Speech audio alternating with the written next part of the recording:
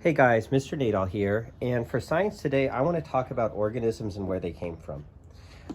In just a second on your screen, you are going to see an organism come up that's probably similar to the first organisms ever on Earth, possibly the universe, the first life. And in science, what I want to think about today is where that life came from. And not only where did it come from, but how did it change? Because we went from the organism that you're seeing to an organism like this. And how did that happen?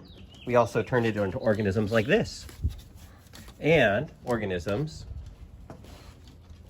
Cloud, like this. Cloud is a stray cat we adopted, so Cloud is pretty shy. But she's very sweet and she's very cute. That's Cloud.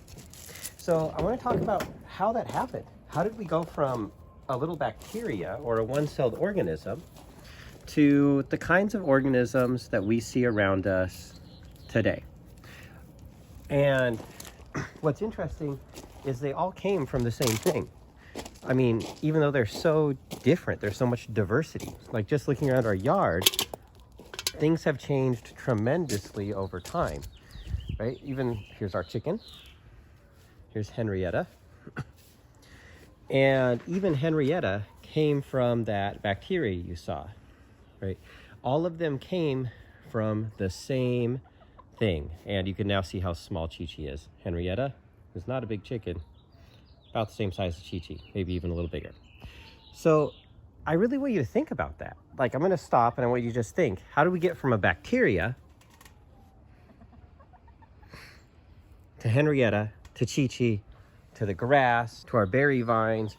How did we get to those things? And it's kind of an interesting story to think about. And today what I really want to focus in on is human selection.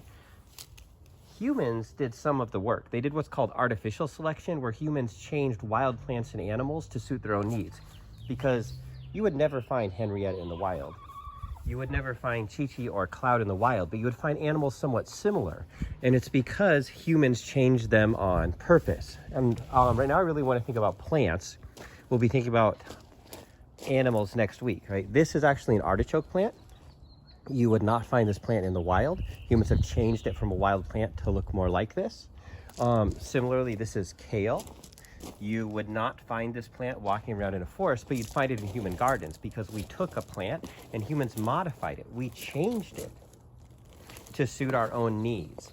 We selected the plants that were most like what we wanted, and then we took their seeds, their offspring, and grew those, and repeated that process until we had selected what we wanted that plant to be like, artificially, right? Artificially means made by people, not by nature. So that's how we get from wild animals and plants to the plants and animals that you see around here. And as we walk through our house, you can obviously that Elizabeth likes plants. These plants are from our classroom, brought them home so they wouldn't die.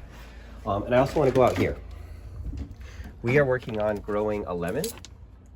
And I'm also in a second going to pop up on your screen what a wild lemon looks like.